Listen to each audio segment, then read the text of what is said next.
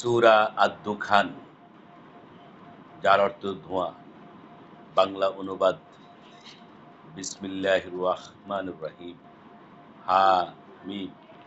শপথ সুস্পষ্ট কিতাবে, শপথ সুস্পষ্ট কিতাবে।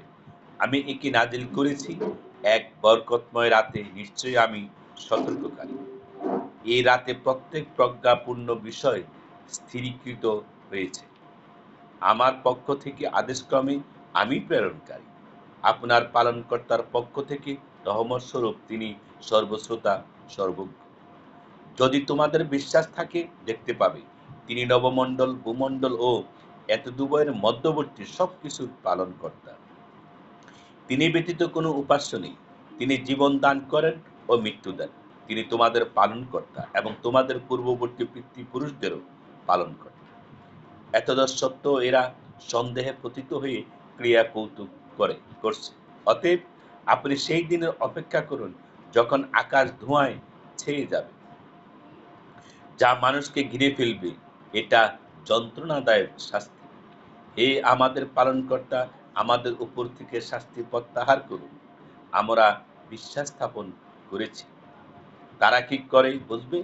অথচ তাদের কাছে এসেছিল স্পষ্ট বর্ণনাকারী রসূল।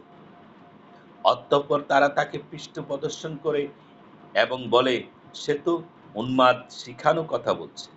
বলে, আমি তোমাদের উপর থেকে আযাব কিছুটা প্রত্যাহার করব, কিন্তু তোমরা পুনরায় পুনরবস্থায় ফিরে যাবে। যেদিন আমি প্রবলভাবে ধৃত করব, সেদিন পুরোপুরি প্রতিশোধ গ্রহণ করবই। তাদের পূর্বে আমি ফেরাউনের সম্প্রদায়কে পরীক্ষা করেছি এবং তাদের কাছে আগমন করেছে একজন সম্মানিত রসূল, এই মর্মে যে, আল্লাহর বান্দাদেরকে আমার কাছে অর্পণ করো। আমি তোমাদের জন্য প্রেরিত বিশ্বস্ত রসূল। আর তোমরা আল্লাহর বিরুদ্ধে ঔদ্ধত্য প্রকাশ করো না।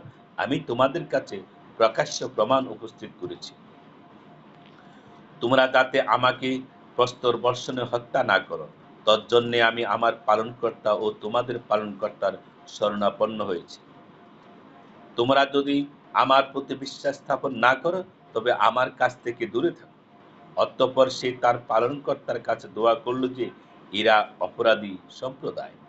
তাহলে তুমি আমার বান্দাদেরকে নিয়ে রাত্রিবেলায় বের হয়ে পড়ো, নিশ্চয়ই তোমাদের পশ্চাদপসরণ করা হবে এবং সমুদ্রকে অচল থাকতে দাও।